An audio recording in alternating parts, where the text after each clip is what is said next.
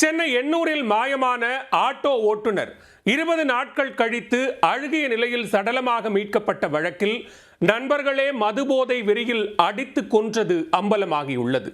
சுத்தியலில் அடித்து கொலை செய்யப்பட்டதை உடற்கூராய்வு அறிக்கை காட்டிக் கொடுத்தது எப்படி?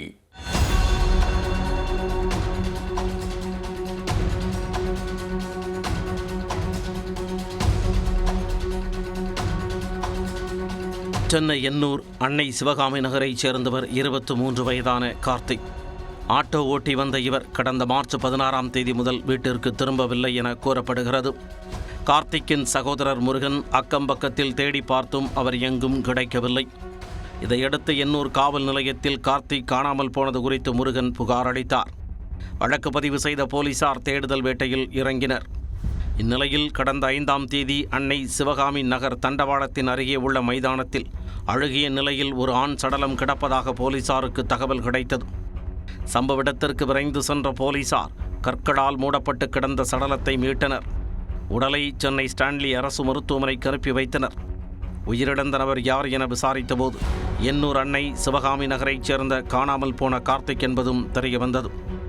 முதற்கட்ட உடற்கூராய்வு அறிக்கையில் உயிரிழந்த நபரின் பின்னந்தலையில் சுத்தியலால் அடித்த காயங்கள் இருப்பதாகவும் அதனால் தான் அவர் உயிரிழந்திருப்பதாகவும் கூறப்பட்டிருந்தது.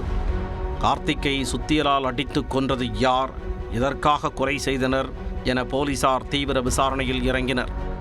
இதில் நண்பர்களே கொலையை அரங்கேற்றிய கொடூரச் சம்பவம் வெளிச்சத்திற்கு வந்தது.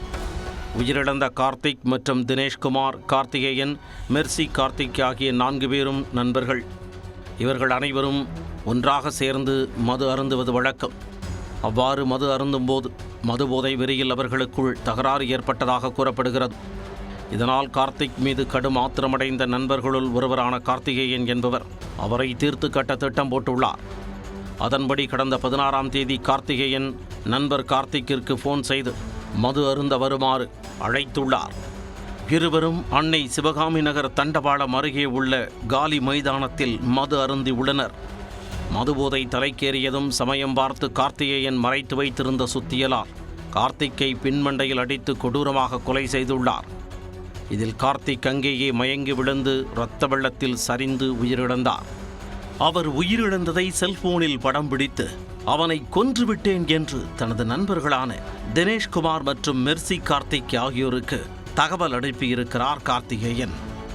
அதன்பின் உடலை அங்கிருந்த மைதானத்தின் கற்களை அடுக்கி மறைத்து வைத்ததும் விசாரணையில் தெரியவந்தது.